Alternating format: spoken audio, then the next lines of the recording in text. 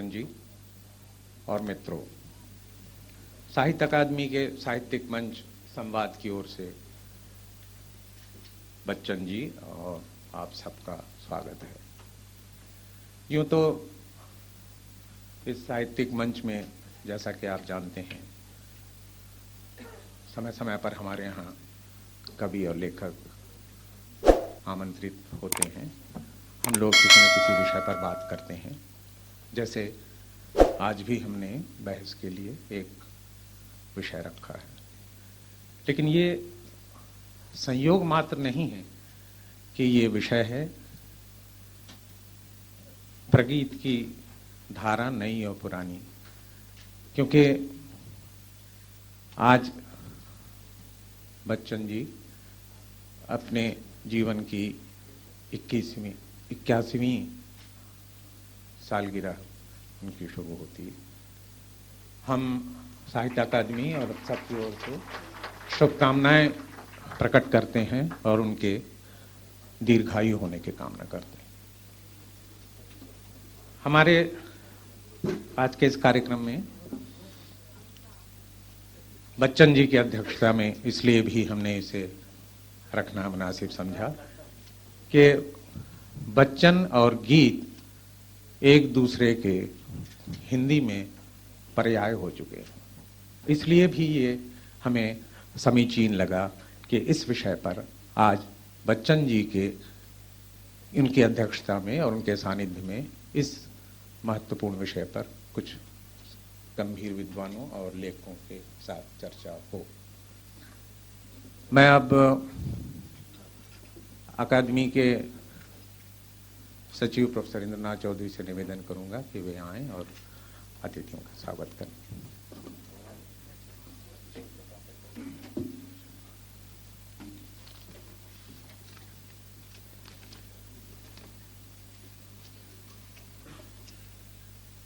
नमस्कार। कवि, आज आपका जन्मदिन है। आज आपके जीवन के 80 वर्ष पूरे हो रहे हैं।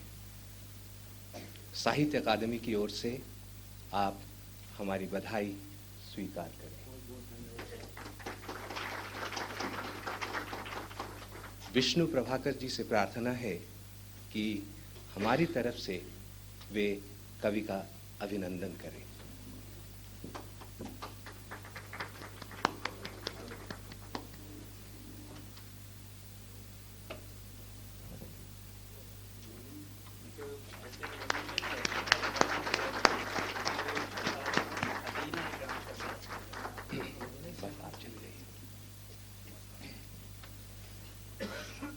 यह मात्र संयोग की बात नहीं कि ये संगोष्ठी आपके जन्मदिन में बुलाई गई है। हम चाहते थे कि आपके जन्मदिन पर हम हिंदी साहित्य की एक महत्वपूर्ण काव्यधारा को लेकर बातचीत कर सकें, जिसके साथ आप अभिन्न रूप से जुड़े हुए हैं। प्रगीत के व्यास से हम आपकी बात करना चाहते हैं। अरसों पहले आपने मधुगीत लिखा था, जीवन समर में खड़े होकर लिखा था। वह हाला अनुपम थी, अद्भुत थी। दिल की गहराई में प्याला गहराती और मधुशाला रसमय बन जाती। कवि, मैं नहीं जानता ये कैसे होता है कि दो व्यक्ति एक जैसा सोचते हैं। दश द्वार से सोपान तक के अंत में आपने लिखा, उड़ी चलो हंसा और देश, यहाँ नाही को हमार, अस्त रवि सालोंच 1968 में। उसमें दो चट्टाने एक कविता का नाम है, उसका एक दूसरा नाम भी है, सिसिफस बरकस हनुमान। सृजन और जीवन सिसिफस के पास है, मगर शांति और संजीवनी। दरअसल ये आपकी यात्रा का एक पड़ाव है, जहां पहुंचकर आपको लगा कि कवि जब तक अपनी जमीन से जुड़ता नहीं, अपने संस्कारों में पलता नहीं, अपने मिथकों से बल लेता नहीं, तब तक वह कविता लिख नहीं पाता। एक ओर हृष्ट पुष्ट बलिष्ठ दृढ़ पाषाण पेशी वज्र अंगी सिसीफस, तो दूसरी ओर विनत भक्ति हनुमान, नागिन मयूरी, बल विनय। विरुद्धों का ये खेल आपको बहुत अच्छा लगता है और इन्हीं में से आपकी कविता चमक उठती है। और तब हमें रविंद्र की वह कविता याद आ जाती है जहां जन्म और मृत्यु इकट्ठे नाचते दिखाई पड़ते हैं, छूम छनाछन नाचते, मगन मन नाचते। कवि, आज आपके जीवन के 80 वर्ष पूरे होने पर आप हमारा प्रणाम स्वीकार करें।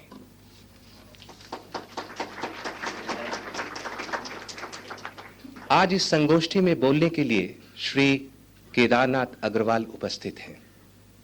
इनको बांदा से निकालना बहुत मुश्किल है, मगर जैसे ही पता चला कि बच्चन के जन्मदिन पर संगोष्ठी बुलाई जा रही है तो मुझे सिर्फ लिखा, मैं आ रहा हूं।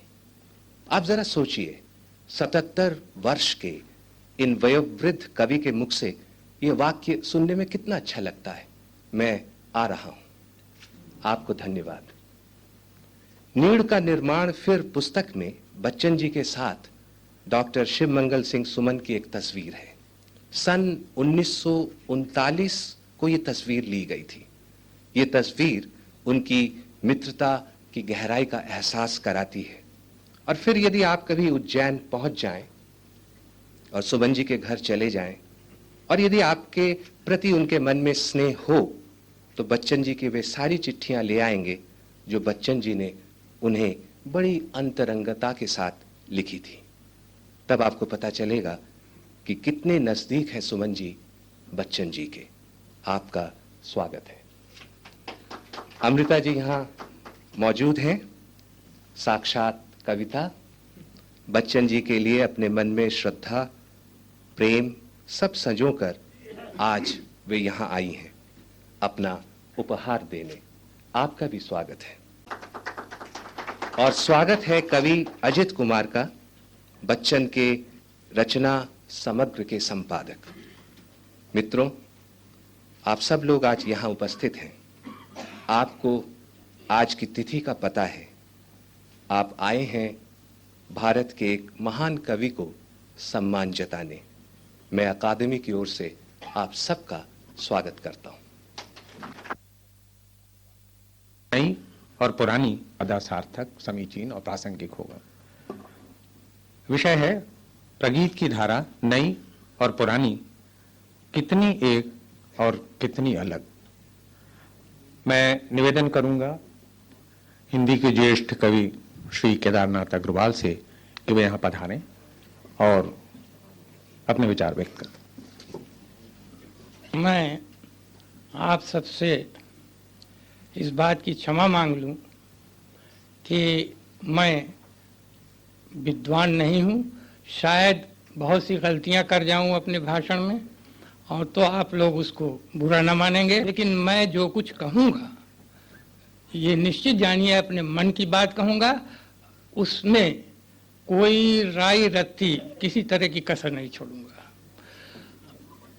मैंने पढ़ा उसको, पहले मेरे पास जब पत्र गया तो चौधरी साहब ने लिखा था कि रचना कर्म पर संक्षिप्त भाषण, कुछ इस तरह का लिखा था। तो मैं समझा था कि मुझे बच्चन जी की कविता पर बोलना पड़ेगा। बरसों पहले पढ़ चुका था और फिर देख चुका था। यही नहीं, अपने विश्वविद्यालय के दिनों में वो जो मैंने इनका रूप देखा था उसकी चर्चा पहले करूंगा, फिर इस प्रगीत के बारे में कुछ कहूंगा। वो सन 33-34 की बात होगी। बनारस विश्वविद्यालय में कवि सम्मेलन था। हम लोग युवक थे।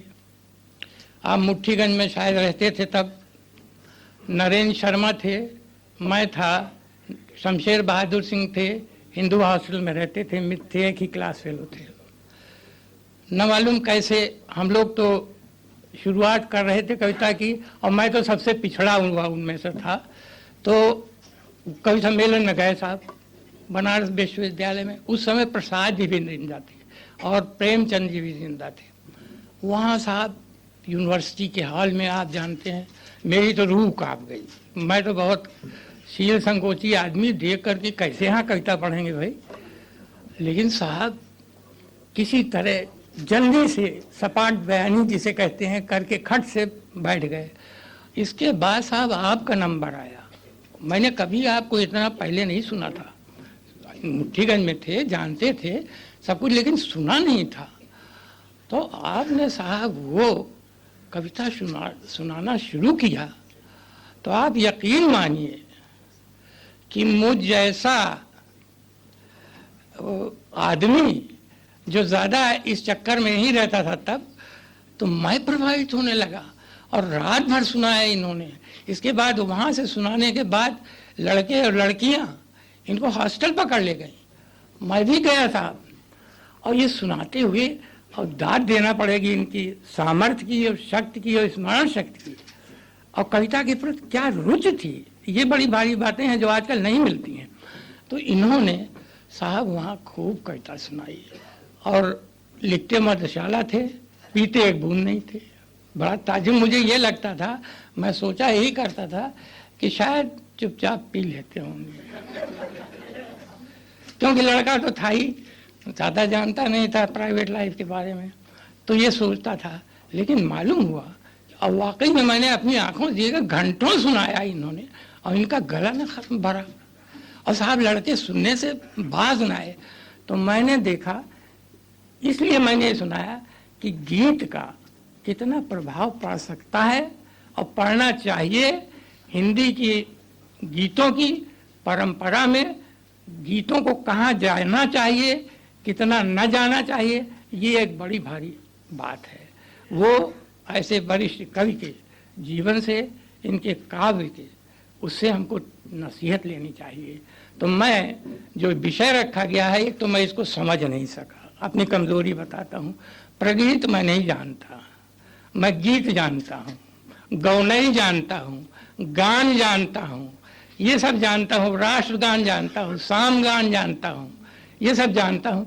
लेकिन ये प्रगीत जो आ गया तो मेरे गले में कहीं फंस गया, ये मैं इसको डाइजेस्ट नहीं कर पाया। तो मैंने बच्चन जी से कहा कि ये प्रगीत क्या है आज ही। तो इन्होंने कहा वही गीत वगैरह है और नया गीत है। तो मैंने सुन लिया, और चूँकि आपकी तबीयत ज़रा वो थी तो मैंने सोचा इसको, फिर वहाँ से लौट के घर गया, जगदीश राजन के यहाँ लेटा रहा कि आखिर ये प्रगीत की धारा क्या है और नए पुराने कितने अलग और कितने एक। तो धारा तो बड़ी होती है मेरी समझ में, नहर छोटी हो सकती है, धारा बड़ी होती है। तो नए गीतों की धारा तो अभी बनी नहीं है, मेरी अपनी धारणा है।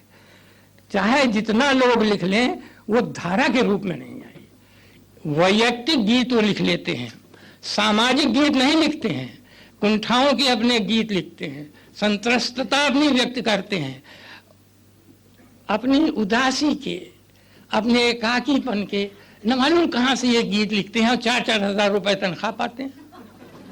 मैं देहात का आदमी, कचहरी का जीव, मेरी ये समझ में आज तक नहीं आता। उस दफे भी मैंने कहा और आज फिर कहता हूँ कि ये समझ में नहीं आती कि आप ये मानसिकता जो विदेशी मानसिकता बनाते हैं, इस देश की धरती में यहाँ सामगान होता था। मैं ये नहीं कहता कि आप सामगान करिए, सामगान के क्या होता था, यज्ञ होता था, वनस्पतियों से, सूर्य से, उषा से इसको संबोधित करते थे, उसके सौंदर्य को देखते थे, आत्मसात करते थे, अपना जीवन बनाते थे, मनुष्य की तरह रहने की कोशिश करते थे।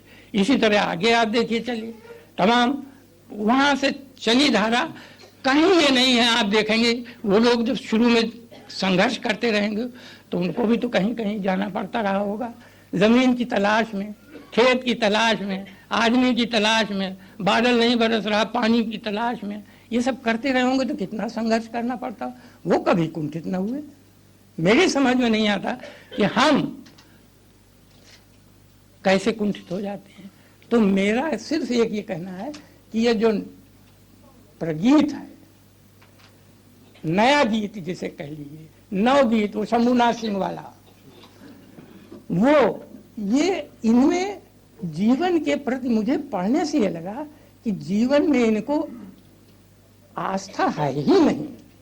ये जीवन, आदमी का जीवन पा गए हैं, बड़े प्रसन्न हैं और अपनी तरह से जीना चाहते हैं।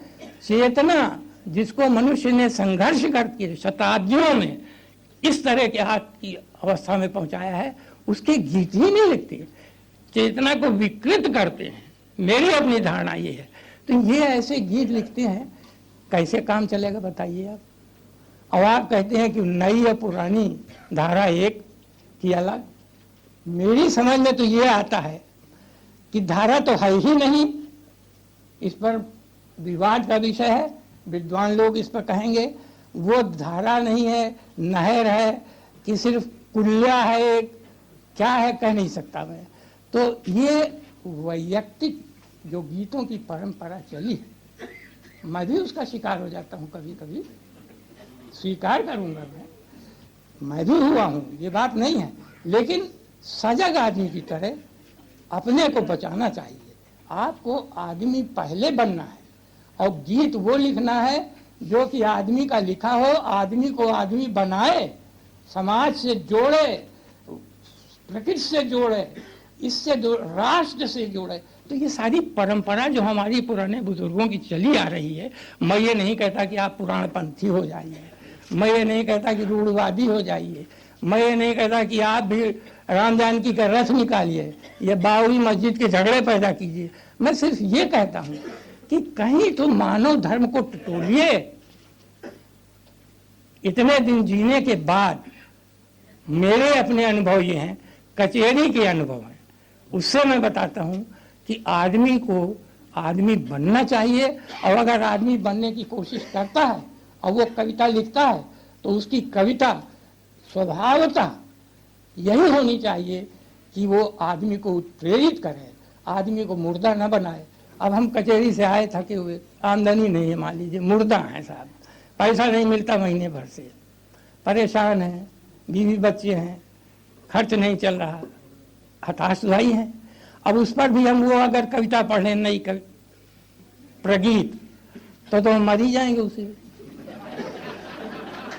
दफन हो जाएंगे। मैं अपनी बात बताता हूँ, मुझे आदमी ऐसा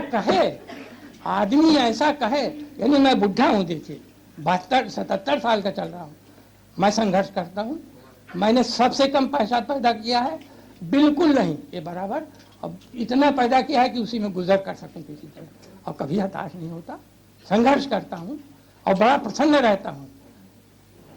कमजोरी आई तो अब तो मौत से लड़ाई लड़ता हूँ, क्योंकि तमाम लोगों को देख चुका अपने ज़माने के, वो सब चले गए, तो ये लगता है कि अब हम भी जाने वाले हैं।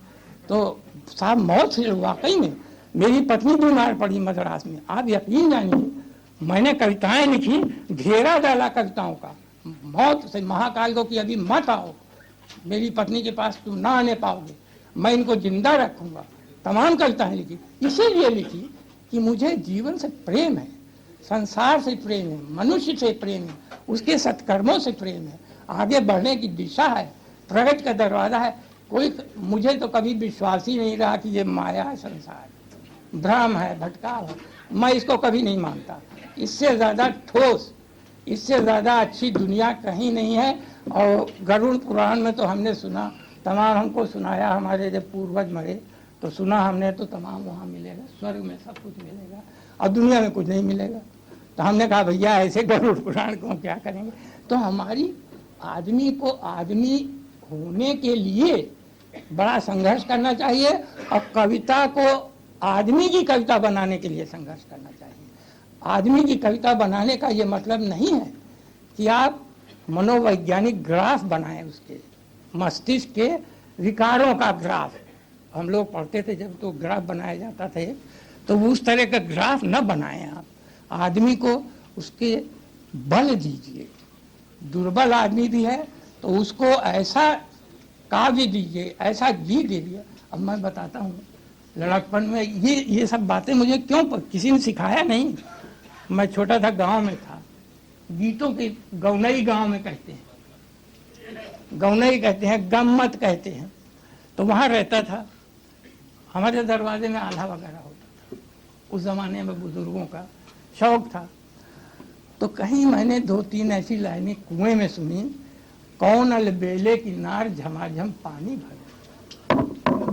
अब आप इस कविता को, इस एक पंक्ति को देखिए, कितना कुछ कहती है। कहीं भी कोई अनैतिक नहीं है, सौंदर्य का पूरा वर्णन है, यूथ का, ये सब कितना वर्णन है। ये एक देहात के गाने वालों की कविता है। तो हमने वो आज तक पैदा नहीं की। हम बहुत प्रयास करते हैं, माँ जी का गीत लिखते हैं, सब कुछ लिखते हैं, लेकिन न मालूम कहाँ से वो आती ही नहीं बात। तो हमारा असल दिल जो है अपनी तमाम तरह की बेकार की समस्याओं में, अरे भाई जितना कमाते हो उसके अंदर रहने की कोशिश करो। क्यों ख्वाब देखते हो कि मोटर हमारे पास हो, बड़ा भारी बंगला हो, या विष्णु प्रभाकर जी हमको बुलावें, ये सब क्यों करते हो? तो ये चीज़ें बहुत ज़रूरी हैं। इसलिए मैं कह रहा हूँ कि कविता, और देखिए एक बात, ये जो विषय रखा है बड़ी चतुराई से रखा गया है। इसमें काव्य का कोई नाम नहीं है।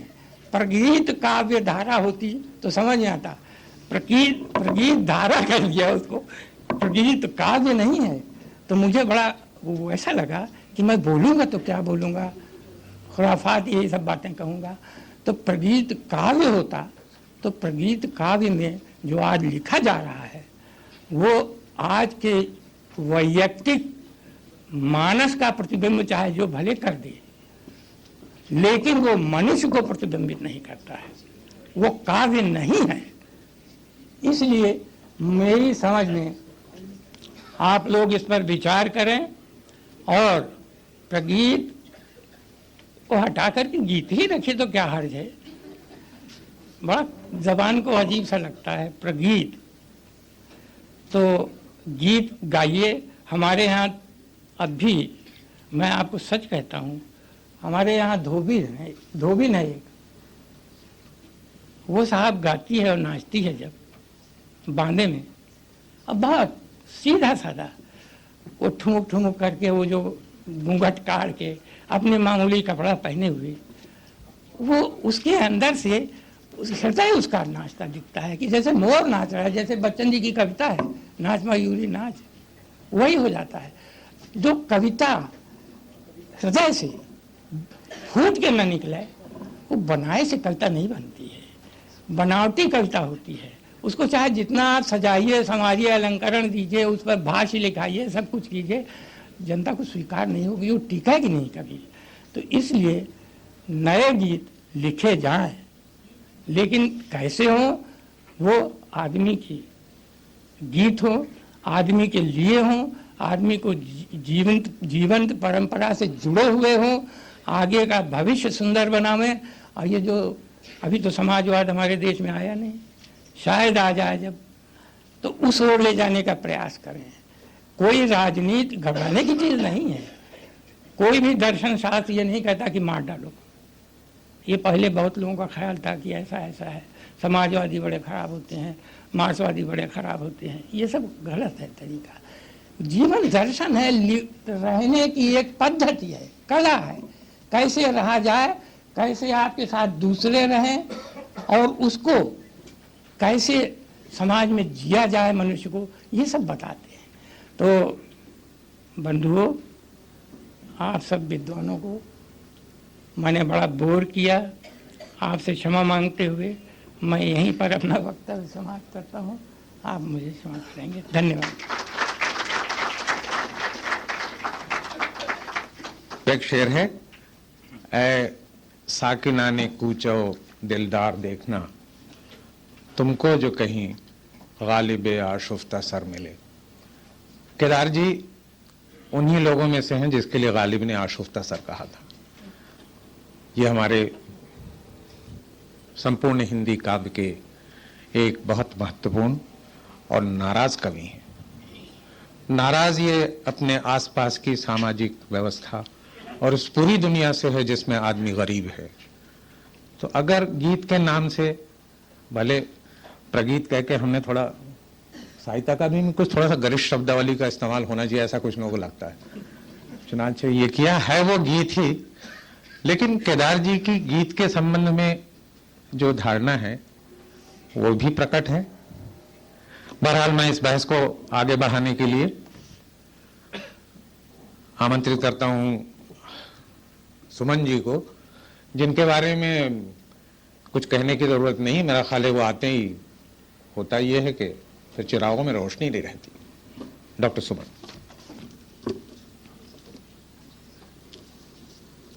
हमारे आपके सबके बच्चन दादा 80 वर्ष के हो गए।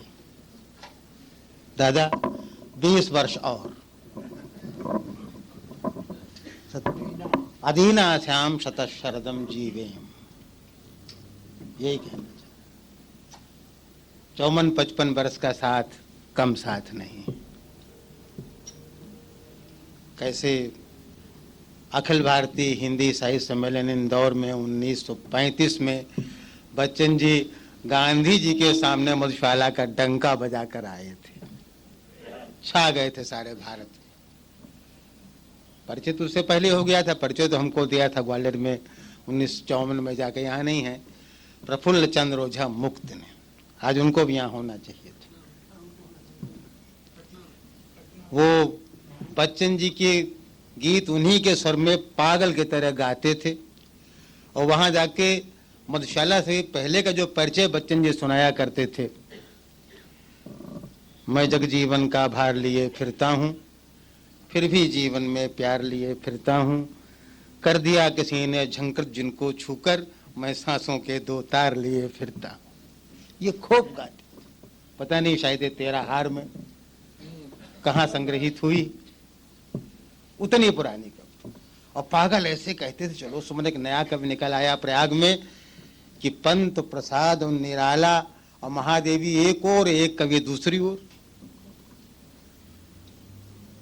और फिर आके देखा, बच्चन जी से परिचय हुआ, तब मधुशाला छप के आ रही थी।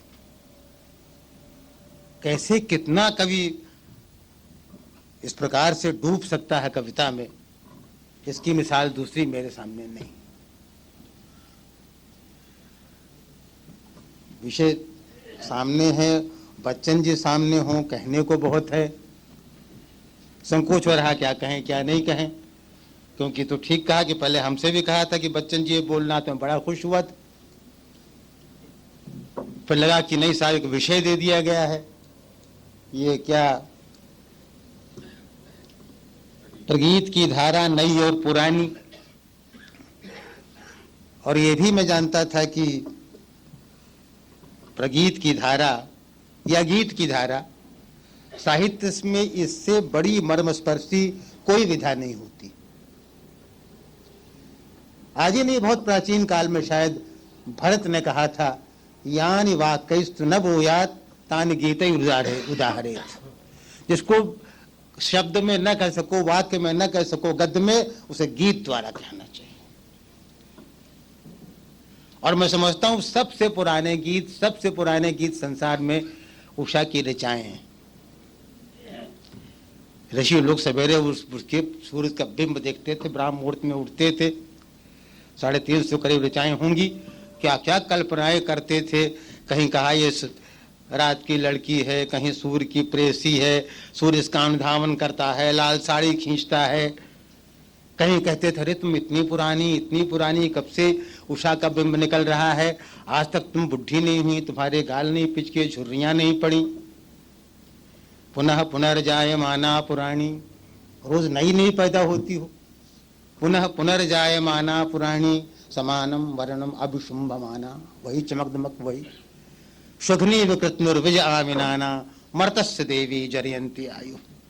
हे देवी, जैसे बहेलिए की स्त्री पक्षी के पंखों को बारी बारी से काटती है, तुम भी मनुष्यों की उम्र एक एक दिन काटती चली जाती है। ये हमने इसलिए जिक्र किया उषा की ऋचाओं का। प्रगीत के लिए इतने पीछे जाने की जरूरत नहीं थी, बिना से कहे काम भी नहीं चलता। क्योंकि उषा की ऋचाओं से सबसे बड़ी प्रेरणा प्राप्त की थी रवीन्द्रनाथ ने। और आज मैं एक बड़ी धृष्टता करना चाहता हूं। धृष्टता यह करना चाहता हूं कि गीत या गीत काव्य के दृष्टि से रवीन्द्रनाथ के बाद आधुनिक काल में सब भाषाओं को कहने का साहस तो मुझे नहीं है, हिंदी में बच्चन जैसे बड़ा दूसरा कवि नहीं हुआ है। अतिशयोक्ति नहीं कर रहा हूं, सामने करना चाहिए नहीं कर रहा हूं। रवीन्द्रनाथ, बाप ने रवि नाम रख दिया था तो सोचते भी थे, जोड़ते थे उषा की ऋचाओं से अपने आप को। हजारा प्रसाद जी कहा करते थे, उत्तरायण छोड़ने के बाद उदयन में डाल के कुर्सी सूर्य के बिंब को देखा करते थे बड़ी देर तक। उनके मन में था, जो बाप ने नाम रखा रविंद्र, तो रवि से कहीं मैं जुड़ा हुआ। और उन्होंने जो कविताएं लिखी हैं उसमें बड़ी प्रेरणा प्राप्त की है इससे। कहीं लिखा है उन्होंने कि तुम कहते हो भगवान को नहीं देखा, कैसा क्या, यही तो तुम्हार प्रेम ओगो हृदय हरण। मेरे उच्चारण पर नहीं जाए, मैं बंगाली नहीं हूं, अब जैसा अबंगाली बोल सकता वैसे बोलता हूं। तो जैसे कि किंग्स इंग्लिश बोलने का, उच्चारण करने का सबको अधिकार है, ऐसे ही बंगाली बोलने का भी सबको अधिकार। तो यही तो तुम्हार प्रेम ओगो हृदय हरण, यही जे पाता आलो नाचे सोनार वरण, यही तो तुम्हार प्रेम ओगो हृदय हरण। जो सवेरे पत्ते पर, पीपल के पत्ते, किसी पत्ते पर जो सवेरे सूरज किरण थिरकती ऐसे ऐसे, यही तो प्रकाश, तुम्हें खोजने कहाँ जाना। ये रवीन्द्रनाथ ने उससे मुझे बड़ा ताज्जुब लगा कि एक वो तो था ही जो रवीन्द्रनाथ पसंद करते थे, पश्च देवस्य कार्यम यो न ममार न जीरियत। ये सच्चा देव का कार्य है जो कभी मरता नहीं है न बुढ़ा होता। हमको बड़ा अजीब लगा कि उषा की ऋचाओं की इतनी ऊंचाई जोश मलिहाबादी ने कैसे छू ली। अभी मैंने पढ़ा कहीं, उन्होंने कहे कि अच्छा लिख दिया उन्होंने कि हम ऐसे अहले नजर को सबूत हक के लिए, हमारे ऐसे अहले नजर को यह प्रमाणित करने के लिए कि ईश्वर है, हम ऐसे अहले नजर को सबूत हक के लिए अगर रसूल ना आते तो सुबह काफी थी। अगर पैगंबर नबी आए होते तो प्रातः काल का निकला हुआ बिंब उषा का, सूर्य का, ये बतलाने के लिए काफी था कि हाय कोई बस चकमक चकित रहे। कैसे ये पंक्ति लिख गए, हम ऐसे अहले नजर को सबूत हक के लिए अगर रसूल ना आते तो सुबह काफी थी। वो जो परंपरा रवीन्द्रनाथ की मेरे सामने आई और ये मैंने देखा कैसे। अब उधर मैं नहीं जाऊंगा ध्रुवा गीतों में या टेक की गीतों में। सबसे पहले ध्रुवा गीत ही लिखे, जो टेक होती ना, जो बार बार दोहराते हैं पंक्ति। फिर वो कालिदास कैसे आए, हंसपद का गीत कैसे आया, बशी कैसे आई। पर गीतों की जो परंपरा चली, जिसमें कि हमारे भाई ने कहा तो ठीक कि गीत और प्रगीत में अंतर क्या है। मेरे ख्याल से रखा टेक्निकल शब्द इन्होंने कि सॉन्ग में और लिरिक में जो अंतर होता है, सॉन्ग के लिए जरूरी नहीं कि सब्जेक्टिव हो ही। और मैं अपनी बात नहीं कहूंगा, मैं ये बताने के लिए रवीन्द्रनाथ की बात लिख के आज लाया हूं, क्योंकि उसके बिना बात साफ नहीं होगी। तो मैंने बात तो ऐसी कहती जो कहना चाहिए, इन्हें कहना चाहिए था, मैंने कह दिया रवीन्द्रनाथ के बाद इतना बड़ा गीतकार हिंदी में नहीं आया। हो सकता है अतिशयोक्ति हो, पर समय की मार के साथ, समय के साथ साथ इसको मैं जानता हूं। एक लगता है किसी ने मधुशाला लिख दी, मधुशाला लिखी, मधुबाला लिखी, कि मधुकलश लिखा। देखना एक आदमी ने कहां से शुरू किया, कहां ले गया, कितनी आयाम है, कितना वैविध्य है, कितना संघर्ष है, कितना शोक है, कितनी वेदना है, कितना साहस है, कितना विद्रोह, छा गया दोनों को। तो मैं केवल रिश्ता कर रहा हूं पढ़ने की रवीन्द्रनाथ की चीज, बिना उसकी चीज साफ नहीं होगी। उन्होंने कहा कि लिरिक होता क्या है, ये गीत का भी होता क्या है, ये प्रगीत क्या है। तो सॉन्ग हो गया, सॉन्ग में सब्जेक्टिव एलिमेंट नहीं चाहिए, कोई प्रकृति का वर्णन गीत है। तो जहां ये आया, तमाम राजा महाराजा लिखते थे, तमाम गीत ब्रज के चांदनी छाई हुई है, तमाम कोयल कूक रही है और बुलबुल बोल रही है, सब कुछ उससे तो गीत है, सॉन्ग है। तो जब ये आए कि जो चांदनी छाई हुई उसमें मुझे किसी की याद आ रही है, जहाँ सब्जेक्टिव आ गया, अकेलापन आ गया, उसका तहाँ वो प्रदीप। उन्होंने लिखा है, मैं चेष्टा के साथ पढ़ना चाहता हूं, ये जरा लाइट दीजिएगा हमको। संस्कृत भाषा कथा भाषा छिलो ना, समझ लेंगे इतनी बंगला। संस्कृत भाषा कथा भाषा छिलो ना, बोलियाई से भाषाए भारतवर्षेर समस्त हृदय कथा संपूर्ण कोरिया बोला हो ही नहीं। भारतवर्ष की सारी मन की बात कहना कठिन था, उसमें अंग्रेजी अलंकारे जे श्रेणीर कविता के लिरिक बोले। प्रगीत कहते हैं ताहा अमृत भाषाए संभवेना, मृत भाषा तो नहीं कहना चाहिए संस्कृत, खैर संभवेना। कालिदासेर विकुमोर वशित संस्कृत गान आछे, ताहाते गानेर लघुता सरलता और माधुर्य टुकू पावा जाए ना। बंगाली जब जयदेव संस्कृत भाषाते गान रचना करिते पारियेछेन, किंतु बंगाली वैष्णव कविदेर बांग्ला पदावलीर सहित ताहार तुलना हो। जयदेव सबसे बड़े गीत कवि हैं, पर जो वैष्णव पद्यों की पदावली है, तारीफ करते हुए कालिदास से कहा है, कालिदासेर काव्य ठीक श्रोतेर मोतो सर्वांग दिया चोले ना, झरने की तरह सर्वांग देकर नहीं चलता है।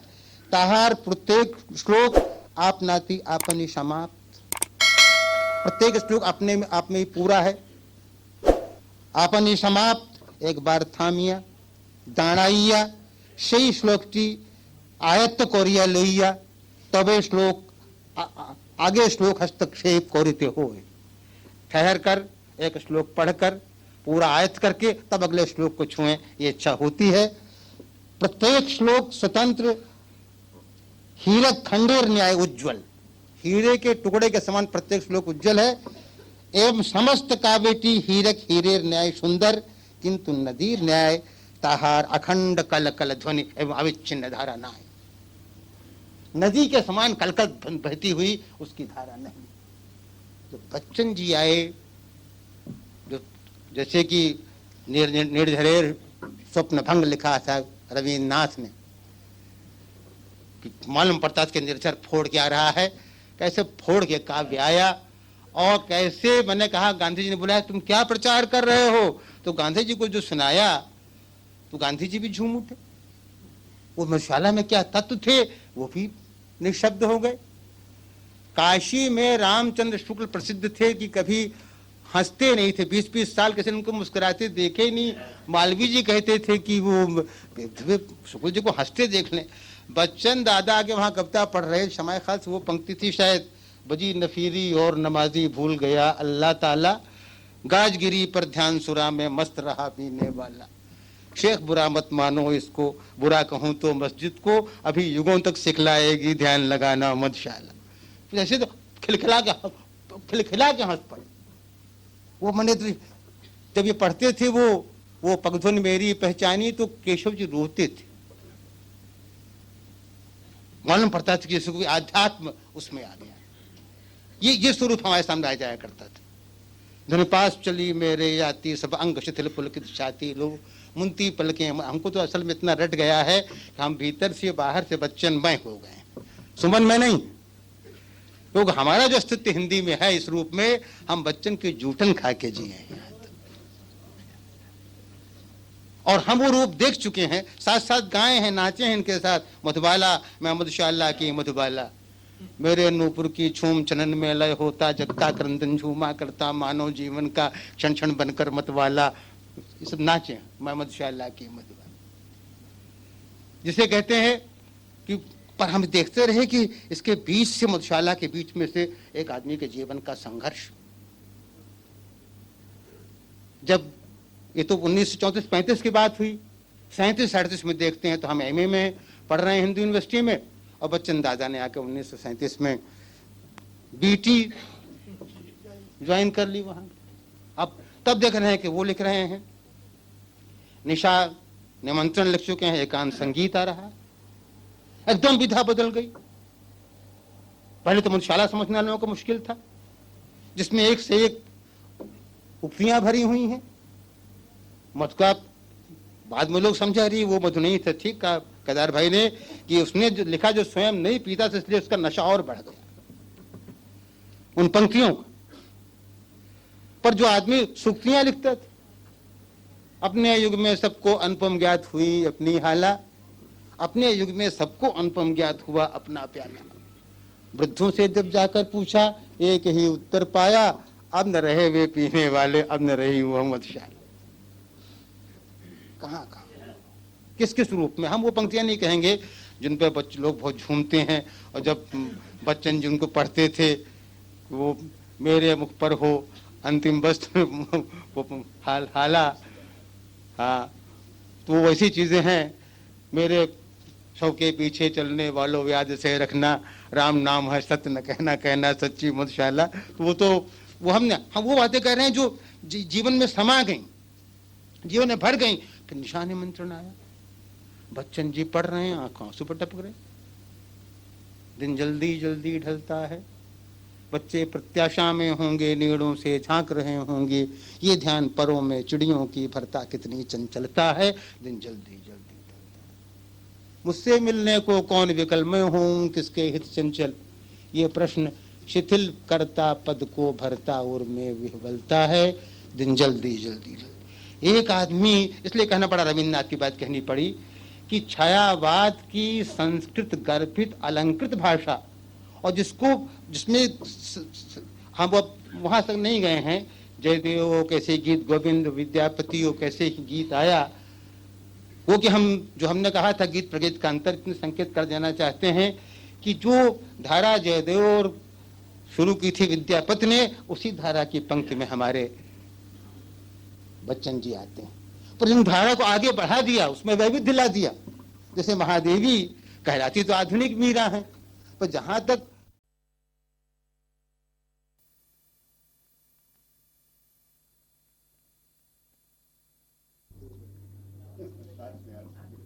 क्या कहते हैं कि चाशनी पिछले पैर में कहा पास पास में जो सो गई है, कह रहे हैं। अब भैया बड़े भाई के सामने हम कैसे कहें सबके सामने कि चांदनी आपके पास में सोई थी कि दूर साहित हुई।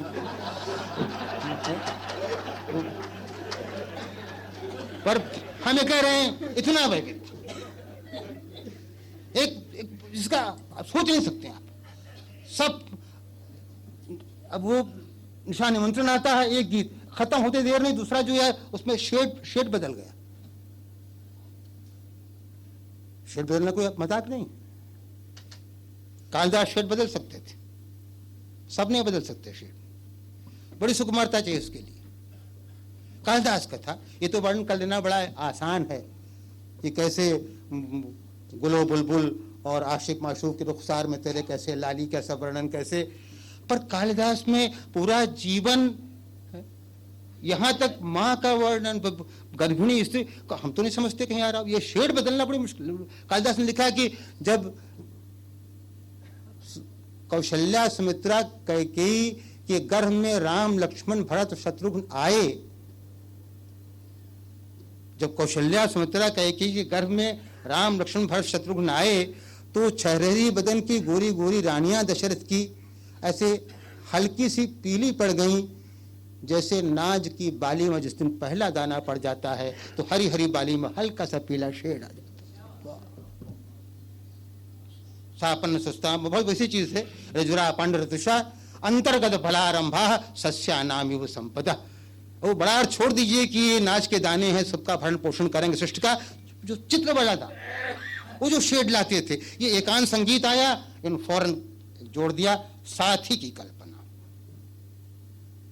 इतना उसमें नहीं निशान निमंत्रण।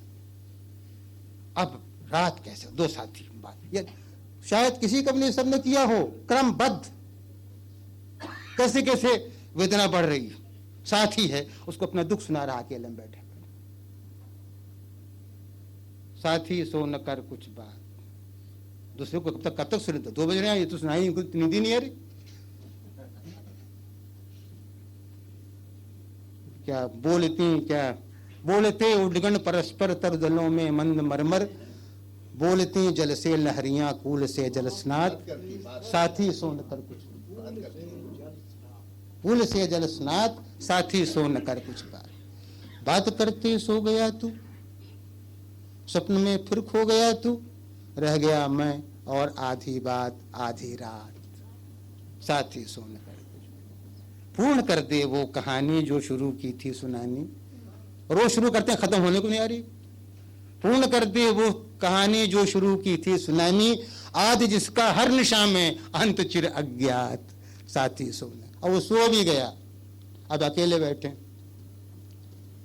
तूने क्या, बड़बड़ा रहे, बोल रहा वो बैठा, तूने क्या सपना देखा, कर जनाब क्योंकि इतने दिनों की है, तूने क्या सपना देखा है, पलक रोम पर बूंदे सुख की, हंसती सी कुछ आकृत मुख की, क्या तूने सपने में अपना बिगड़ा भाग्य बना देखा है, तूने क्या सपना देखा है, नभ में कर क्यों फैलाता है, किसको भुज में भर लाता है, क्या तूने सपने में अपना बिगड़ा भाग्य बना देखा है, तूने क्या सपना देखा है, मृग तृष्णा से प्यास बुझा ले, अरे सपनों में ही कुछ सुख पाले, मैंने तो सपनों में भी इस तन मन का तपना देखा है, तूने क्या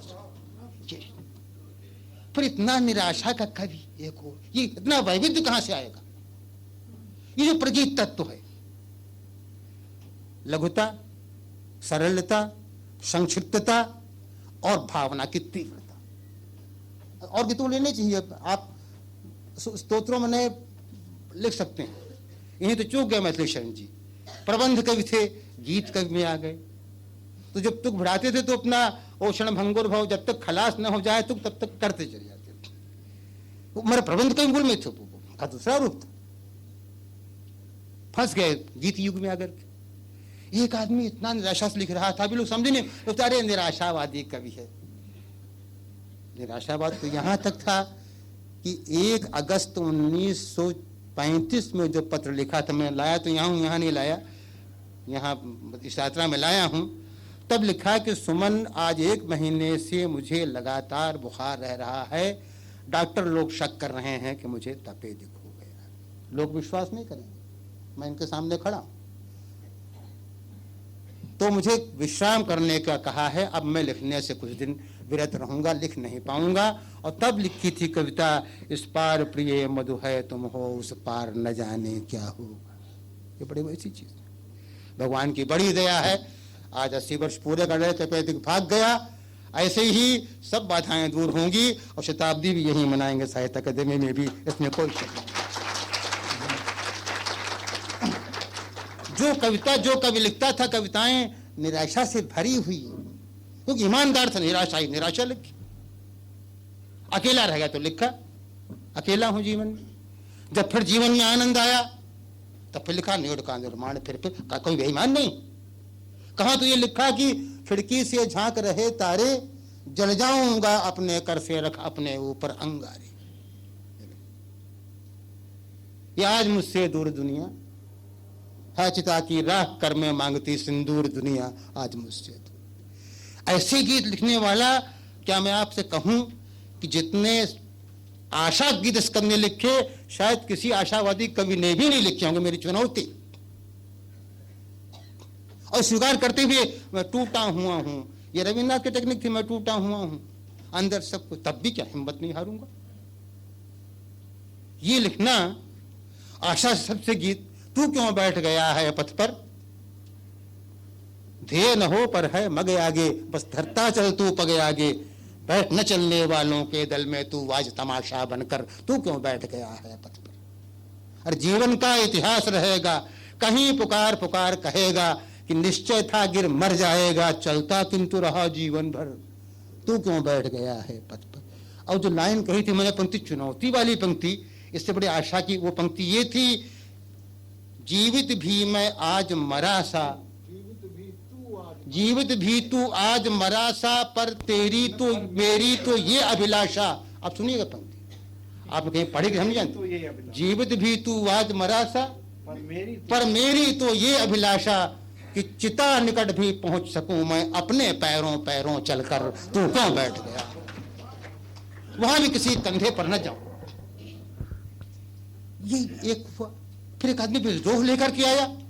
ऐसा विद्रोह आपने कहीं देखा नहीं होगा। प्रार्थना मत कर मत कर मत कर लिखना, मनुज पराजय के स्मारक हैं, मठ मस्जिद गिरजाघर प्रार्थना मत।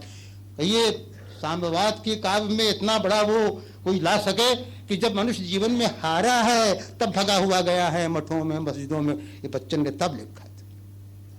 मनुष्य के संघर्ष का इससे बड़ा चित्र मैंने नहीं देखा है कि क्या महान दृश्य है, चल रहा मनुष्य है अश्व स्वेद रक्त से लथ पथ अग्निपथ अग्निपथ अग्निपथ। ये पंक्तियां लिखना, प्रार्थना मत कर है ये पंक्ति लिखना। झुकी हुई अभिमानी गर्दन, यूं जो हाथ जोड़े खड़ा, झुकी हुई अभिमानी गर्दन, बंधे हाथ, नत निष्प्रभ लोचन, ये मनुष्य का चित्र नहीं है, पशु का है रे कायर, प्रार्थना मत कर मत कर मत कर। ये वो कह रहा वैविध्य। अब कैसे कहां से, शायद आप सोचते हैं कि बहुत लंबा बोला जा रहा हूं मैं, क्योंकि मैं बच्चन पे बोलूं तो आपको फिर एक शाम को दे दीजिए आप।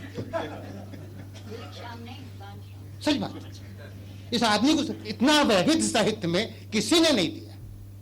जब प्रणय पत्रिका आई तो प्रणय पत्रिका में जितनी ही मुद्राएं प्यार की हो सकती हैं वो सब दी, कोमल से कोमल, सुकुमार से सुकुमार। जब विद्रोह आया तो विद्रोह की मुद्राएं सब दे दी। भाषा, कबीर की हमको याद आती है भाषा। वो परवाह नहीं करते थे कि शुक्ल जी को परेशानी हो गई कि सूर को तो लिख दिया कि ब्रजभाषा में लिखते थे, तुलसी को लिख दिया कि ये अवधि में लिखते थे। कबीर के लिए कौन सी भाषा लाएं, लिखने शब्द कहाँ से लाएं? ये तो कहीं ब्रज आ गया, कहीं राजस्थानी आ गई, अपने प्रेतम को ही डांट रहे हैं। तो कई बिरहणी को नीच दे कहे आपा दिखलाए, तो बिरहणी को मार डाली सन्या, 8 पहर का दाझना मोह पैसा है न जाए। दाझना दग्ध होना, कहे जैसे पहलवान लोग रद्दा मारते हैं खेड़े में, कबीर रद्दा मारते थे। बेहद्दी मैदान में रहा कबीरा सो, नो मैंस लैंड के लिए बेहद्दी मैदान, कुछ शब्द हिंदी में नहीं जो किसी के हद में ना आता। प्रियतम को फटकारना, अरे हमको पट्टी मत पढ़ाओ, ठीक कहा हुआ है कयार भाई ने, ये मत पट्टी पढ़ाओ कि अच्छे काम करो तो स्वर्ग मिलेगा, वहां सोमरस मिले, कल्पवृक्ष विपान, इसी दुनिया में मिलो ना। सामने तुम्हारी ठुड्डी पर हाथ रखे, पूछे मुस्कुरा कर, दो बात तो कर लें। बुद्ध का जहां जीवन है वहीं निर्वाण, बुद्ध वाला। कबीर लिख सकते थे, मिलनो तो जीवित मिलो कहे कबीरा राम। कौन लिखे? मिलनो तो जीवित मिलो कहे कबीरा राम, अरे लोहा जब माटी भया तो पारस का क्या काम। आप क्या भाषा बच्चन ने गढ़ी है। अंधेरी रात में दीवा जलाए कौन बैठा, क्या मगर निर्माण की आशा दृढ़ाए। अब दृढ़ाई खुद गलत, दृढ़ाई क्या होता? आशा दृढ़ाए कौन, हमका मारा तुमने रद्दा यहां भाषा। ये जो शक्ति भाषा की थी, इससे कहने से काम नहीं चलेगा। बच्चन जी ने गीत लिखे, उनमें ऐसा है, हर नए कवि को, नई विधा वाले को देखना पड़ेगा ऐसा कौन कवि है जो हर दशक में बदला हो बदला हो बदला हो बदला हो, और कहां तक बदलता चला आया। जो मैंने रविन्द्रनाथ की बात कही थी, किस कवि ने ऐसे लोकगीत लिखे हैं, मालिन वाला गीत या महुआ वाला गीत? ये गीत का सवाल नहीं है। बच्चन जी जब गाते थे लोकगीत अवधि, तो आपने सुना ही नहीं। हमारी भाभी बड़ी बिगड़ती है, तब हम छेड़ देते हैं इनको। वो जब गीत गाते थे, निहुरे निहुरे बुहारे अंगना हो, एक बात कही तो वो जो बच्चन जी को समझना आसान नहीं। वो चाहे सवाल वो हो, पर हम अभी तो आई नहीं पाए, आते अंगारे त्रिभंगिमा, किसको फिर आखिर तक और बंद कर दिया, लिख लो जाल समेटो, फिर कभी तो कभी है, कहां तक लिखे? तो जिस कवि का हम आज हम निंदन करने आए हैं, वो क्या बताए, हम कुछ कही नहीं, क्योंकि हम तो हर जगह जूठन की बात कही हमने ना। वो अपने लिए भी रखते थे स्थान और हमारे लिए भी स्थान रखते थे। भाई ये गरज भी रहे हैं, और अगर बादल की गरज का महत्व है तो चिड़िया जो करे च्यों च्यों, उसका भी। टहनी पर बैठी गौरैया चिहुक चिहुक कर कहती, भैया नहीं कड़कते बादल का ही मेरा भी स्थान यहाँ है। अब घन गर्जन, अब तुम इतना करेक्ट करो तो हम मर ही जाएंगे ना। लोग कहें कुछ नहीं आते सुमन को। अच्छा लग रहा है, ये सब रखिए, इतिहास है। सुमन जी पढ़ रहे थे तो अब सब पुरानी कविताएं भी बच्चन जी बीच बीच में अपना, हाँ ये स्लाद यहाँ गलत पढ़ रहे हो। पर इससे हमें कितनी शक्ति मिली? जीवन का विष बोल उठा है ये लिखना आदमी का। डॉक्टर से किसी ने कहा आपके कहाँ दर्द होता है, तुम डॉक्टर के तुम उंगली रखो, हाँ जहाँ आपने उंगली रखी डॉक्टर साहब वहीं दर्द है, तो तुम हो। ये लिखना बच्चन का लिखना, जीवन का विष बोल उठा है।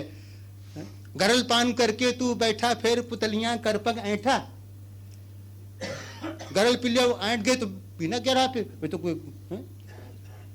गरल पान करके तू बैठा फिर पुतलियां कर पग ऐठा। ये कोई कर सकता मुर्दे, तुझको अब उठ गाना होगा, इसका स्वाद बताना। ये जो चैलेंजेस हैं, चुनौतियां हैं, ये संघर्ष के बिना नहीं आ सकती, केवल कोरी कल्पना से नहीं आ सकती। कभी इनको जिया है, उनके भीतर से निकला है, आंसू से, पसीने से। आज जो बच्चन जी, उनसे बच्चन जी का संघर्ष आप नहीं छोड़ सकते हैं। उनके बेटे से आप बाप का अनुमान लगा ही नहीं सकते हैं, बल्कि बाप से बेटे का अनुमान लगाइए। उस तपस्या बोलियो, ये मैं कहना चाह रहा था। मैं संयोजकों की परेशानी समझता हूं, पर क्या करूं क्या न करूं। कहा ना कि इतनी शक्ति दे गए हमको तो वो, कि कभी अगर किसी के एक आंसू ही पहुंच सका तो कविता लिखना पूरा हो गया। कविता की परिभाषा आपने मानो वाली बात ठीक कही। पृष्ठ का होना सफल एक भी तृण हो धरणी पर, कर देना। पृष्ठ का होना सफल यदि एक भी तृण हो धरणी पर, एक भी तरु मंजरित यदि व्यर्थ कोयल का नहीं स्वर। वायु का बहना निरंतर मैं नहीं कहता निरर्थक, एक सर लहरा उठे यदि कर उठे ध्रुम एक मरमर। हो नहीं निष्फल सकेगा गीत में अस्तित्व मेरा। फिर तुमने करेक्ट किया, हाँ, निष्फल कभी है गीत में अस्तित्व मेरा। प्रतिध्वनित यदि एक उर में एक क्षीण करा मेरी, आज है उपहास जिसका वो कभी थी आह। तो भाई केवल आप खुश करने को नहीं कहा था कि मैं उनकी जूठन खा के जिया हूं, प्रत्यक्षम केम प्रमाणम। और जो मैंने कहा था, हाँ समाप्त तो करना ही पड़ेगा, क्या करें। और संयोजक लोग नहीं कहते हैं कि आज की रात तुम्हीं को दे दी, तब इनकी हम इसके लिए क्या कहे। समाप्त करना चाहते हैं बच्चन दादा की एक 4 लाइनों से, जो पढ़ना पड़ रही हैं उनकी है। मेरे ख्याल त्रिभंगवे की पंक्ति है, और ये मैं सबकी ओर से पढ़ रहा हूं, क्योंकि जो व्यक्ति बैठा है इसने जीवन में चुनौतियां स्वीकार की हैं। अर्जुन से प्रतिज्ञा दो न बच्चों ने कभी पलायन नहीं किया जीवन से, संघर्ष को छाती पर झेला, क्षतशीर्ष मगर नतशीर्ष नहीं। चोटों से घबराऊंगा कब दुनिया ने भी जाना है, जब निज हाथ हथौड़े से मैंने निज वक्षस्थल पर चोट सही, क्षतशीर्ष मगर नतशीर्ष। इसलिए आप सबकी ओर से उनको प्रणाम करता हुआ, अपनी धृष्टता के लिए क्षमा याचना करता हुआ, और अपनी अतृप्ति के लिए आपको कोसता हुआ कि आप मुझे, तो अभी मैं आधे तक भी नहीं आ पाया हूं।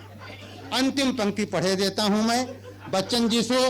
तुमने जन्म भर चुनौती स्वीकारी है, तुम्हारी ही पंक्ति तुमको समर्पित करता हूं। हमारे यहाँ कायदा है, जब किसी की पूजा करते हैं तो हमारे यहाँ ये बड़ी खूबी है। गंगा स्नान करने जाते हैं, गंगा जी की पूजा के लिए कोई अक्षत फूल नए पत्र नहीं चाहिए, उन्हीं का पानी लेकर उन्हें चढ़ा देते, अपना हरिकोड़े डुबकी लगाए पानी चढ़ाते। प्रदीप ज्वालाभिर दिवस करने राजन विधि। हम इतने बड़े सूर्य की पूजा मिट्टी के दीपक को लेकर ज्योत से कर, ज्योत की पूजा ज्योत से। प्रदीप ज्वालाभिर शंकराचार्य क्या है, दिवस कर नीराजन विधि सुधासु तेज चंद्रोपल जल्लवई दर्घ रचना। जो चंद्रकांत मणि से टपकती मुने, उनसे चंद्रमा की अर्चना करते हैं हम। और समुद्र की पूजा उसी के पास, सुकीये रंभो भी सलिल निधि सौहित्य करणम। तो तुदीया फिर वागभिस्तो जल निवाचाम स्तुतिरियम। हे वाग देवी, तेरी पूजा के लिए कहां से सामान लाएं, तेरी दी हुई जीव से ही तेरी पूजा किए देते हैं। तुदीया फिर वाग भी तो जननी वाचाम स्तुतिरियम। इसलिए बच्चन जी की पूजा तुदीयम वस्तु गोविंदम तुभ्यमेव समर्पितम के द्वारा मैं अंतिम पढ़े देता हूं। इन्हीं की चुनौती अंतर से या कि दिगंतर से आई पुकार। तो भंगिमा का अंतर से या कि दिगंतर से आई पुकार, कब सिंह समय की खाट, कब सिंह समय की खाट बिछाकर सोता है, कब सिंह समय की खाट बिछाकर सोता है, कब गरुड़ बिताता है अपने दिन कंदर में। गरुड़ अपने दिन गिरकंदराओं में नहीं बिताता है। कब सिंह समय की खाट बिछाकर सोता है, कब गरुड़ बिताता है अपने दिन कंदर में। जब खंडहर ही आवाज जवाबी देता है, बड़वाग्न जगा करती है बीच समुंदर में, तो मुस्काता हूं। बच्चन बोल रहे, मैं नहीं बोल रहा हूं। मुस्काता हूं मैं अपनी सीमा, सबकी सीमा से परिचित, पर मुझे चुनौती देते हो तो आता हूं। इसलिए इस शेर को हम खाट में नहीं सोने देंगे, इस गरुड़ को हम गिरकंदरा में बंद नहीं होने देंगे। तेजी भाभी जान, दरवाजे खोलने पड़ेंगे बच्चन के दर्शनार्थ, बच्चन से मिलने के लिए। बच्चन को हम बच्चन बनाएंगे और नया साहस देंगे, नया जीवन देंगे। मैं फिर से पढ़ता हूं पूजा की वो लाइन, अंतर से या कि दिगंतर से आई पुकार, अंतर से या कि दिगंतर से आई पुकार, तब सिंह समय की खाट बिछा कर सोता है। भाभी जान, तब सिंह समय की खाट बिछाकर सोता है, कब गरुड़ बिताता है अपने दिन कंदर में। जब खंडहर भी आवाज जवाबी देता है, बड़वाग्न जला करती है बीच समुंदर में। ये सुनाना भूल गए, इनके बड़वाग्न की समुद्र में कैसे जलती है उसका भी याद है, पर लोग आगे बोलने नहीं दे रहे हैं। बड़वाग्न जगा करती है बीच समुंदर में, मुस्काता हूं, बच्चन कह रहे हैं, मुस्काता हूं मैं अपनी सीमा, सबकी सीमा से परिचित, पर मुझे चुनौती देते हो तो आता हूं। आइए, स्वागत है, पलकें बिछी हैं। बच्चन जिसी प्रकार से हमारे बीच में आए, ऐसे ही झूमते रहें, और जब जाएं तो ऐसे जाएं जैसे लिखा है भगवान शिव के लिए कोई किसान ही लिख सकता था, त्र्यंबकम जजामहे सुगंधिम पुष्टिवर्धनम उर्वारुकमिव बंधनान मृत्योर्मुक्षीयमामृता।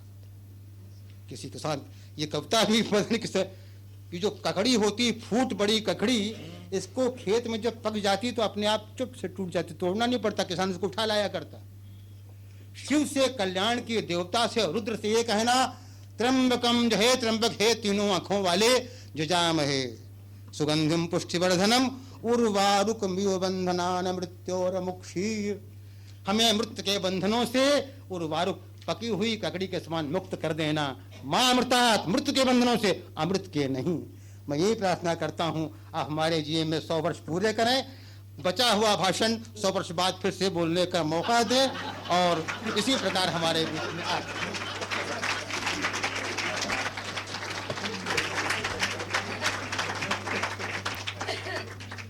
बहुत बहुत धन्यवाद सुमन जी। असल में दिक्कत यह है कि सुमन जी के बाद, जैसे कि मैंने कहा था, कि फिर रोशनी रह नहीं जाती, कुछ तो दूसरे के लिए भी रहने दिया करें। अब वो जैसा कि कहा है कि गर्दिशा जहां इसी मरकज पे ठहर जाए, तो सुमन जी तो चाहेंगे, लेकिन वक्त ठहरता नहीं है। बदकिस्मती से और भी दूसरे वक्ता हैं जिन्हें समय चाहिए। मैं क्षमा चाहूंगा सुमन जी से कि मैंने थोड़ी सी दुष्टता की। अब आपके सामने आएंगी अमृता प्रीतम, उनके परिचय की या उनके बारे में कुछ कहने की मतलब जरूरत नहीं। मैं अमृता जी से आग्रह करूंगा कि वे तशरीफ लाएं।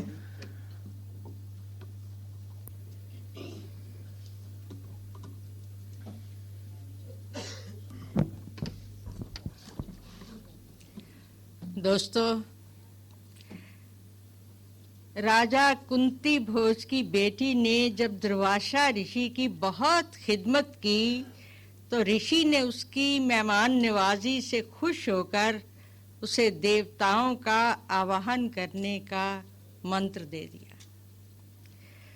तो एक दिन उसी मंत्र को आजमाने के लिए कुंती ने जिस मासूमियत से सूरज देवता का आवाहन किया और स्वप्नमय समागम से करण को जन्म देते वक्त कुंती के कंवारे बदन से जो हैरानी, खुशी और पीड़ा की चीख निकली, और कुंती ने जो चीख अपने होंठों में दबा ली, मुझे एहसास हुआ कि उस चीख का नाम कविता है। किसी पांडव के जन्म समय की चीख वर्जित नहीं थी। तब कुंती के पास प्रसव पीड़ा का अधिकार था और अधिकार के चारों तरफ सुरक्षा होती है, शगुन होते हैं। लेकिन जहाँ ये सब कुछ नहीं होता, सिर्फ अकेलापन होता है, सिर्फ एक कंपन होता है, कुंती की वो चीख कर्ण के जन्म समेत थी। एहसास होता रहा, नज़म वही कुंती की चीख है जो कागज की ओर इस तरह देखती है जैसे कागज पराया मर्द होता है। और सूरज देवता की तरह जब कागज उसके पास सरक आता है तो उसका एक अंग जलता है, एक अंग पिघलता है और वो नज़म जन्म की और मौत की दोहरी सी गंध में भीग जाती है। शायद एक देवता का आवाहन इसी तरह होता है। और जब मैं बच्चन जी की रचना पढ़ रही थी, क्या भूलूं क्या याद करूं, तो देखा कि उन्होंने एक आयरिश कहावत का जिक्र किया कि कवि होना तो मरना है, लेकिन साथ ही कहा ये आधा सच है, पूरा सच नहीं है।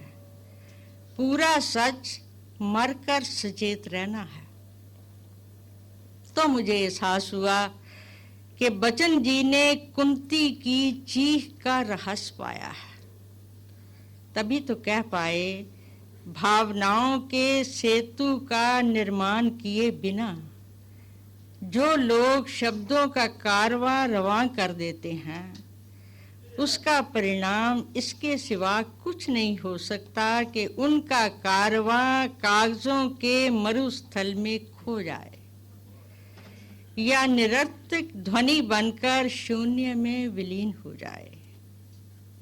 बच्चन जी के लफ्जों में कविता लिखने का उतना विषय नहीं है जितना जीने का है।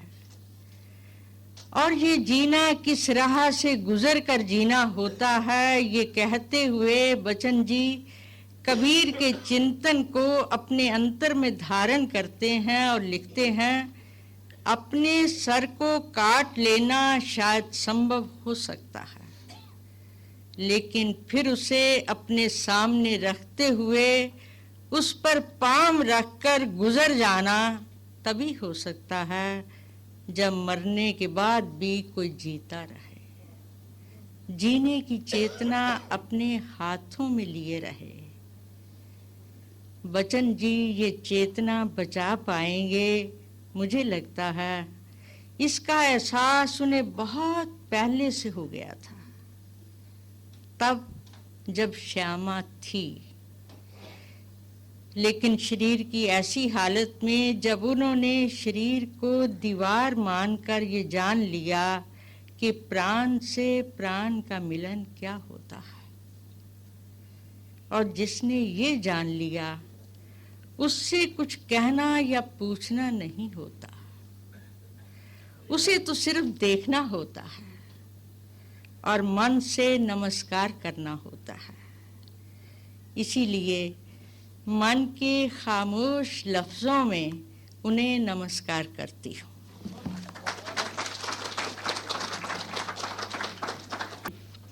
अब आपके सामने अपने विचार रखेंगे श्री रघुवीर सहाय। साहित्य में योगदान पर अपने विचार प्रकट किए वे सब मेरे गुरुजन हैं, और लगभग ये भी सच है कि उनमें से सभी से मैंने उसी समय और उतना ही, शायद उतना ही सीखा है जितना बच्चन जी से। यह सभा मेरे जैसे लोगों को बोलने का अवसर देकर कुछ बहुत अच्छा नतीजा नहीं हासिल कर सकती, सिवाय इसके कि मैं दोहराऊं कि अभी तक बच्चन जी के शिल्प, काव्य, उनके विराट काव्य, व्यक्तित्व आदि के बारे में जो कुछ कहा गया, ये सब मैं जानता हूँ। ये सब दोहराना ही है और बहुत अच्छे शब्दों में और बहुत मान्य लोगों द्वारा। परंतु मेरे जैसे छोटे आदमी की बात का महत्व फिर भी रहता है। वो ये महत्व है कि जिस समय बच्चन जी की कविता मैंने पढ़ी थी, वो समय और बच्चन जी दोनों मिलकर मेरे लिए एक विराट अनुभव थे। साहित्य का भी, समाज का भी, मानवीय अनुभूति और उसको अभिव्यक्त करने की चेतना का भी, भाषा का भी, और एक विकासशील, बल्कि शायद विकासोन्मुख कहना चाहिए, विकासशील तो बाद में होता है आदमी। उस विकासोन्मुख कवि के नौसिखिया दिनों में उसके संस्कार का समय था।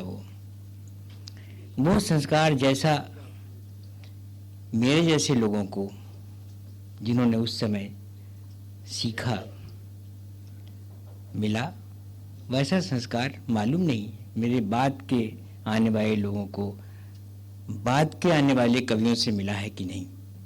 मुझे विश्वास नहीं है कि मिला है, और मुझे विश्वास है कि मुझे और मेरे उस समय के साथियों को उस समय के कवियों से, जिनमें बच्चन जी प्रमुख हैं, मिला था। यह बात मैं महत्वपूर्ण मानता हूँ, और इसे आप प्रगीत की धारा का बच्चन जी द्वारा प्रतिपादन और उसके बाद प्रगीत की तमाम धाराओं के अलग अलग रूप आदि के ऊपर बात करने के लिए मुझे कहकर इस बात का महत्व कम नहीं कर पाएंगे। ये बात सही है कि जिसको बच्चन जी ने लिखा, खुद तो उन्होंने उसको कभी प्रगीत या गीत नहीं कहा, उसको कविता ही कहा, और संसार ने उसे कविता माना ही। उसे बाद में लोगों ने, विश्वविद्यालयों ने और फिर कवि सम्मेलनों ने और अनेक प्रकार के संस्थानों ने, और अब तो वीडियो और टीवी और रेडियो सब मिल कर के अलग अलग नाम देंगे, अलग अलग उसके विभाजन करेंगे, फिर अलग अलग प्रकार के उसके महंत और उसके शिष्य होंगे, आदि आदि आदि। मेरे विचार से वो क्षमा करेंगे अकादमी के पदाधिकारी, ये अकादमी के विचार का विषय नहीं है। ये तो जो सीख रहे हैं उनके सीखने और समझने की चिंता है, और वो होती रहेगी। समझने की बात हमारे लिए ये है कि ऐसा भी कभी होता है, और वो बच्चन जी हैं, कि जो एक ही समय में साहित्य को समग्र और संपूर्ण दृष्टि से देखता और दिखाता है, और वही कवि उस समय के नवयुवकों के लिए आदर्श बनता है। भाषा का आदर्श देता है, वो भावना का आदर्श देता है, एक प्रतिमान बनाता है, अनुभावन का प्रतिमान विशेष रूप से, जिसकी कि आज सबसे अधिक कमी है, जिसके लिए आज कोई चिंता नहीं है, न साहित्यकारों में, न गीतकारों में, न गाने वालों में, न बजाने वालों में, जिसके लिए आज चिंता का तकाजा करना भी बेकार है। सिर्फ ये मानना चाहिए कि जिन्होंने कभी ये चिंता जानी होगी वो आज भी अगर जीवित हैं तो काम करेंगे। नए लोगों को सीखने की इच्छा होनी चाहिए, वो एक अलग विषय है। परंतु जिन्होंने बच्चन जी के उस दौर में कविता लिखना शुरू किया था, जिस दौर में वो निशा निमंत्रण लिख रहे थे, एकांत संगीत लिख रहे थे, उन्होंने एक बहुत बड़ी चीज सीखी थी कि भावनाओं को एक ऊंचे माननीय और मानवीय दोनों एक साथ जिसमें होता है, ऐसे स्तर पर आत्मसात करना साहित्य बनाता है। साहित्य की ये परिभाषा हमने उस समय सीखी थी जब हिंदी की कविता एक समाज भाषा के बीच से गुजरकर और कविता की भाषा बन रही थी। बच्चन जी ने कई साल पहले जब बच्चन ग्रंथावली का विमोचन हुआ था, उसके पहले मुझसे एक बातचीत में कहा था कि मेरे सामने चुनौती ये थी कि लोग समुदायों में जमा होते थे तो हिंदी की कविता सुनने के लिए नहीं जमा होते थे। कुछ ऐसी कविता सुनने जमा होते थे जो उनको बहुत सरल मालूम होती थी, और ये उस समय इन्होंने नहीं कहा, लेकिन मैं मानता हूँ कि ये बात भी सच थी कि वो सरल तो उनको मालूम होती रही होगी, लेकिन उसमें भावना का सरलीकरण भी बहुत था। उस हद तक वो कविता नहीं थी जो तब की सरल कविता कही जाती थी। इनका मतलब उर्दू की तब की कविता से है, मुशायरों की कविता से। हिंदी में जिस समय जनता के सुनने के और समझने के लिए कविता लिखी गई, उस समय ये सरलीकरण बच्चन जी ने नहीं होने दिया। और वही समय था जबकि हमारे जैसे बहुत से लोग विश्व साहित्य को थोड़ा बहुत जानने के बाद और हिंदी भाषा के प्रति एक नई समझ पैदा होने के बाद एक नई चेतना, काव्य चेतना और काव्यानुभूति तथा काव्याभिव्यक्ति के लिए उत्सुक हो रहे थे। शब्दावली, भाषा का संगीत, छंद योजना, ये सब हम अपने लिए ढूंढ रहे थे। हमको बहुत से आदर्श हमारे सामने थे। उस समय के कवियों में भी थे, पंत जी भी थे, निराला जी भी थे और बहुत से लोग थे। नामों की यहाँ कोई बहस नहीं है। हमारे सुमन जी भी थे।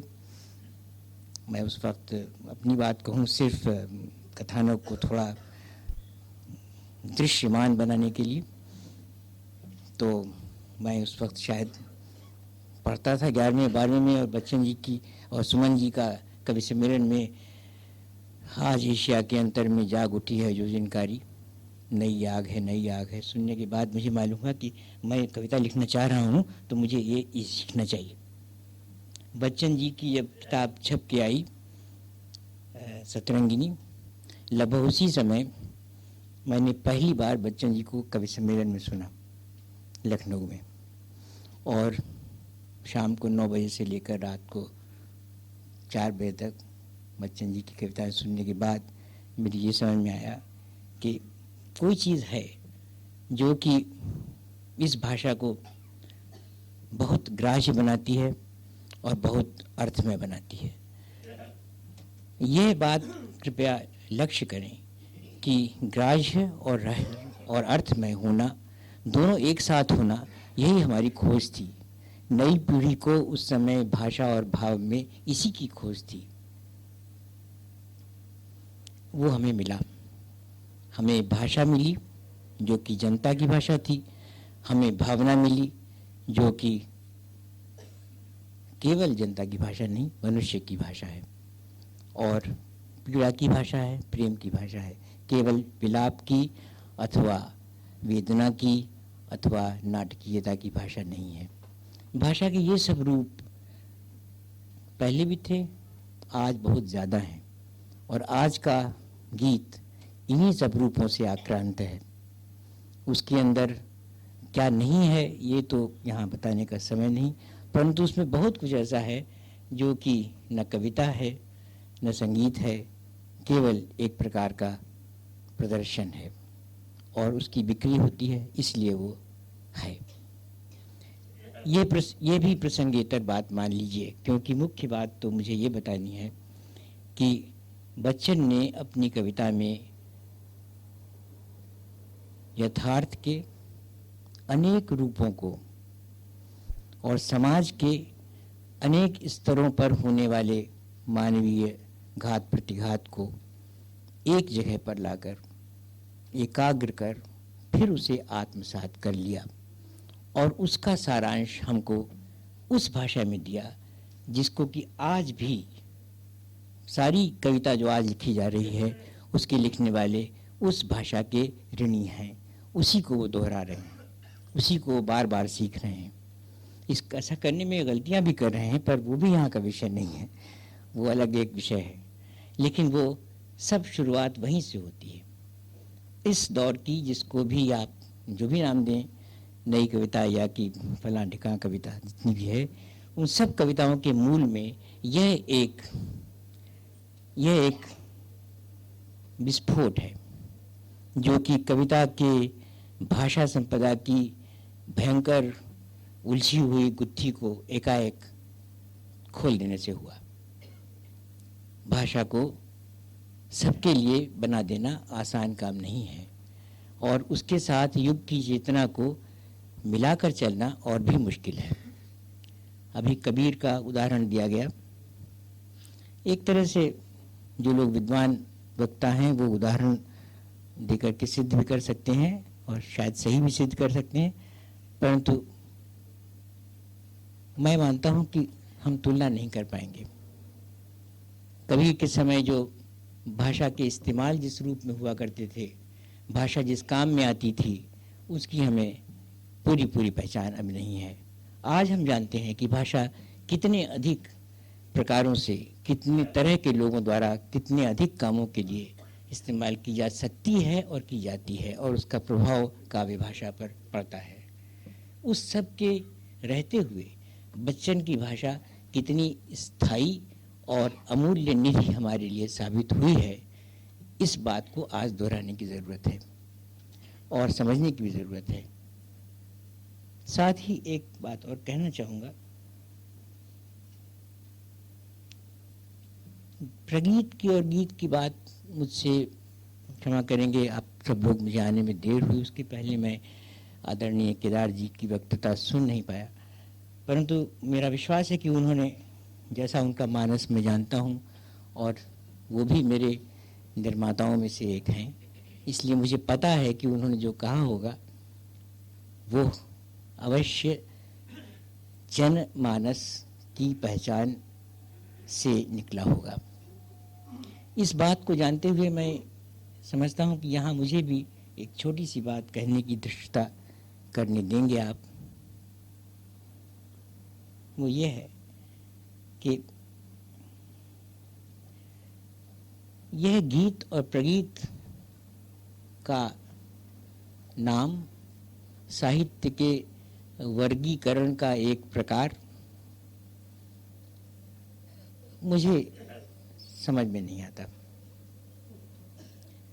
साहित्य का कोई भी वर्गीकरण मुझे समझ में नहीं आता। कोई आवश्यकता नहीं है, कोई मतलब नहीं है, कोई अर्थ नहीं है। गीत, प्रगीत, नई कविता, पुरानी कविता, लंबी कविता, टटकी कविता, बासी कविता आदि आदि का रत्ती भर कोई मतलब नहीं है। विश्वविद्यालयों को कभी इसकी ज़रूरत थी, अब वो भी नहीं रहेगी कुछ दिनों बाद, जब किताबें पढ़ना बंद होने लगेगा और कविता सुनने की ज़रूरत मालूम होने लगेगी। अब कविता सुनाने का समय है और ऐसे ही समय अफसोस है कि कविता सुनाने के मामले में लोग गीत और प्रगीत आदि को लेकर साहित्य के विभाजन की बात सोच रहे हैं या कर रहे हैं।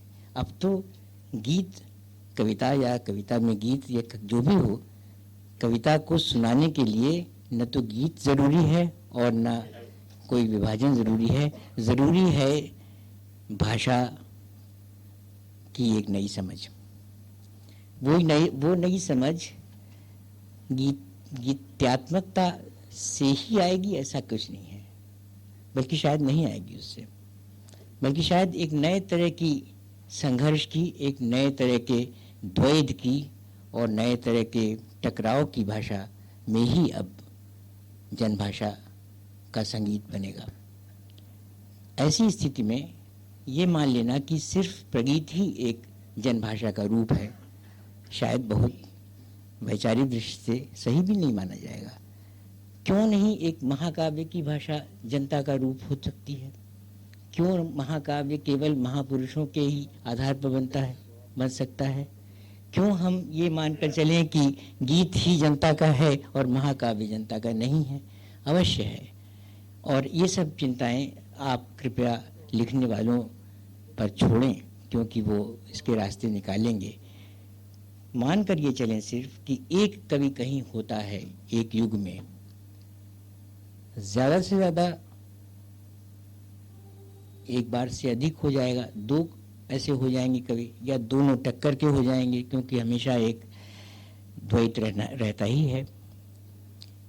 पर एक तो होगा ही, वह कवि अपने में उस युग की समग्र चेतना को और यथार्थ की समझ को लिए हुए होगा, और जो उसके द्वारा मिला होगा उस युग के नए कवियों को, वही एक लंबे दौर तक रचना का आधार बना रहेगा और काम आता रहेगा। मैं इस अवसर पर यह अपने आप में सोचकर बहुत अपने को कृतार्थ मानता हूँ कि आज बच्चन जी के कृतित्व के आरंभ के समय से लेकर उनके आज तक के लेखन और व्यक्तित्व का मैं साक्षी हूँ। ये एक बड़े गौरव की बात है मेरे जैसे एक नए कवि के लिए कि वो इस युग के इतने बड़े कवि के सामने जी रहा है। आप लोग सब बच्चन जी के चिरायु होने की कामना करें तो ये वास्तव में आप जानते नहीं होंगे, लेकिन ये हमारे जैसे छोटे लोगों के अधिक समय तक फूलने फलने की ही कामना है। धन्यवाद।